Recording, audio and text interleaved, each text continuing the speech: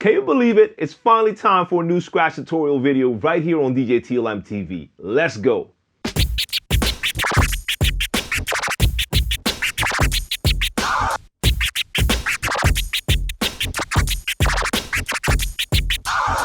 Hi, I'm DJ TLM and welcome to episode 7 of my scratch tutorial series right here on DJ TLM TV. If you're totally new to scratching, make sure you go back to the very beginning, start with part 1, start practicing and work your way up to this episode.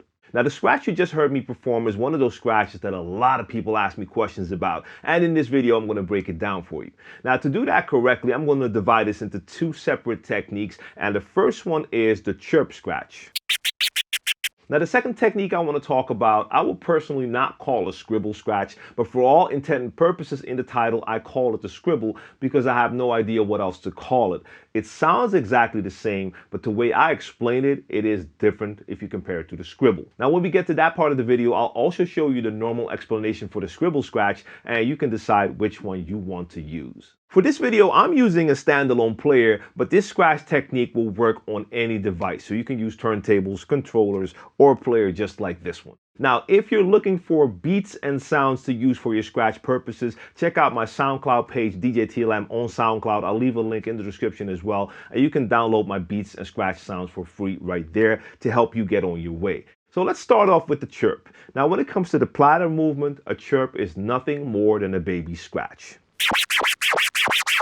The only difference is you're going to incorporate some fader movements, and for some people this is a little bit tricky because it's kind of counterintuitive, and that's because you're starting with your fader in an open position. Now, the goal with the chirp scratch is to make your baby scratch sound a lot sharper, and you do that by cutting off part of the sound, and you're basically turning one sound into 2. The normal baby scratch is a forward-backward motion, and it is one long sound. When you chop that up, you get 2 sounds, and it sounds a lot sharper. So we start with the fader in the open position, so we can hear it right now. And during the forward motion, you close your fader before you get to the end of your sound. So if your entire range of motion will be from here to here, you want to close it off when you get like to the halfway mark. And when you return it, again, once you get to the halfway mark, you want to start opening it up again. So we're hearing less of the sound. Go forward, come back.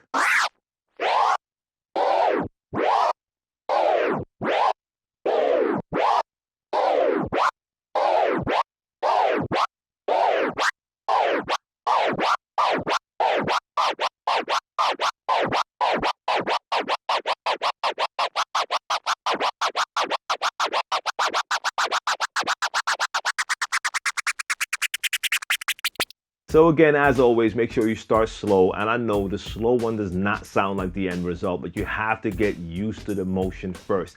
Combining those hands, getting that coordination right, that needs to be on point before you want to go fast. Start off with some baby scratches and then add the fader. Let's go.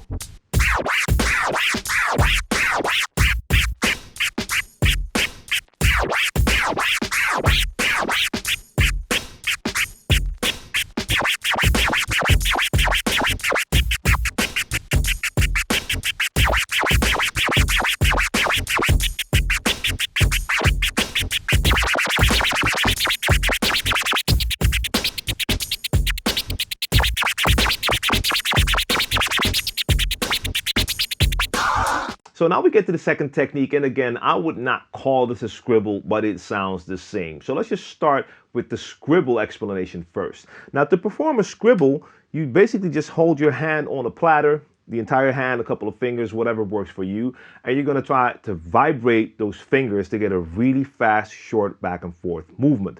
That sounds like this.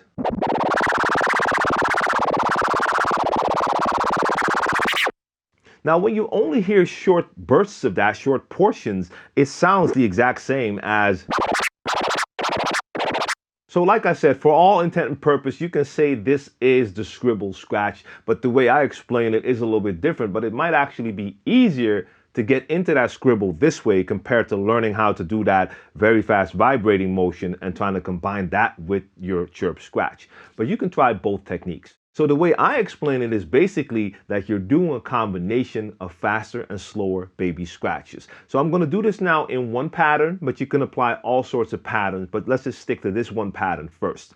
We're going to do 3 slow baby scratches, followed by 2 faster baby scratches, and then we do 3 slow ones again. Now when I say 1 baby scratch, that's 1. So 3 slow ones is, and 2 fast ones is. Now here's one tip that's important to perform this scratch the right way. When it comes to the faster baby scratches, watch your range of motion. So for the slower ones, you can use a longer part of the sound. So that's perfectly fine. But when it comes to the 2 faster baby scratches, don't use that same range of motion and just do it faster. So don't do this. Instead of that, shorten your range of motion to go back and forth really fast. So the slow ones,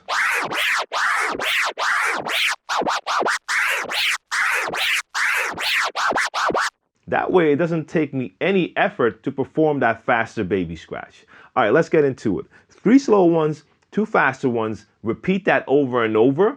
And once you get a flow going, start to speed it up. Check it out.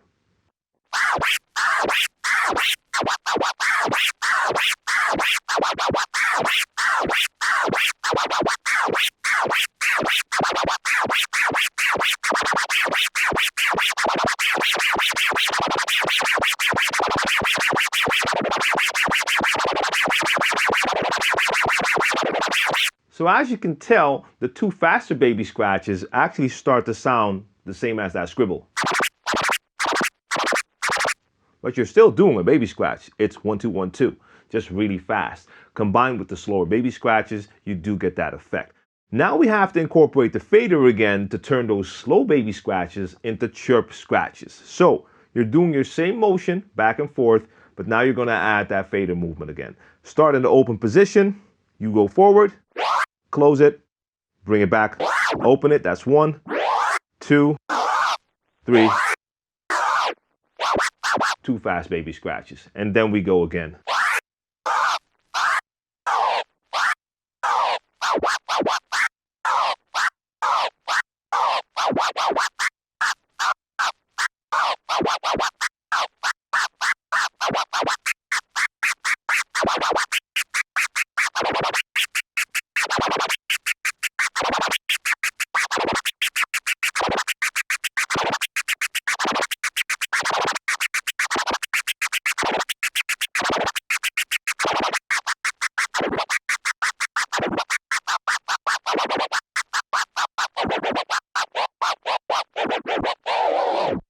All right, let's add a beat again.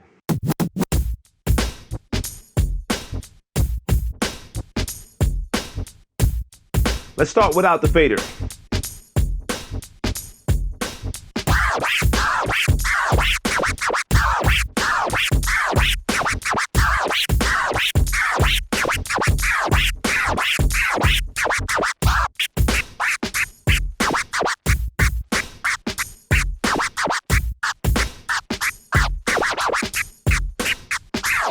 Speed it up.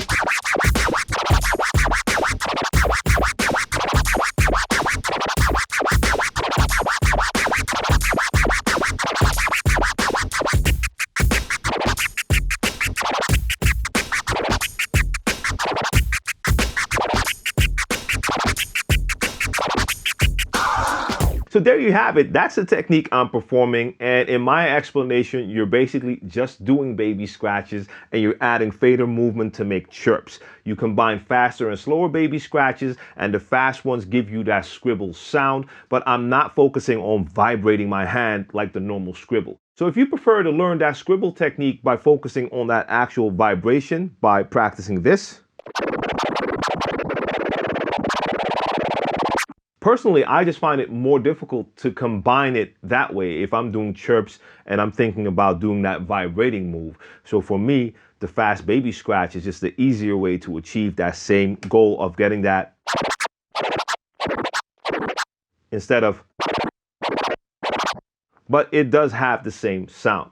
Now just keep in mind, I showed it in one pattern, the 3 slow ones, 2 fast ones. You do not have to stick to that pattern. So for instance, here's a different pattern right now.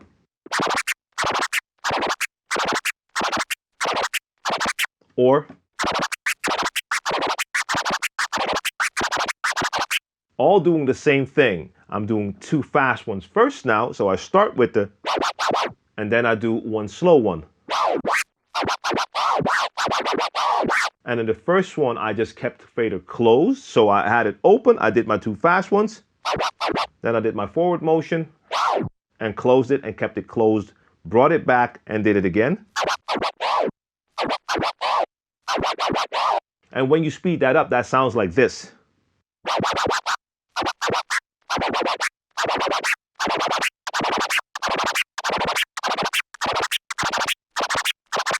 The second one I just did is basically 2 fast ones, 1 slow one.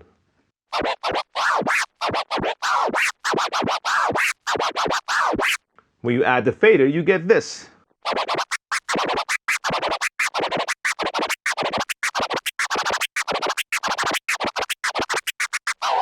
So this is just one of those techniques I love to use, and again, it all stems from that baby scratch. When it comes to the chirp, you're just doing a baby scratch using the fader to now manipulate the way it sounds, and then when it comes to that scribble, you're basically still on a baby scratch level, but you're just changing the speed to get a different result. So I hope this helps you out. I hope you understand the technique that I'm performing a lot better now. If you have any questions, make sure to leave them in the comment section down below. I hope you enjoyed this tutorial. If so, make sure you like the video. If you know anyone who needs to learn this technique, make sure you share the video, share the knowledge. Now, if you're new to my YouTube channel, I have over 450 educational videos for DJs, so make sure you check that out. Subscribe to the channel, activate notifications so you don't miss out on any of my future videos.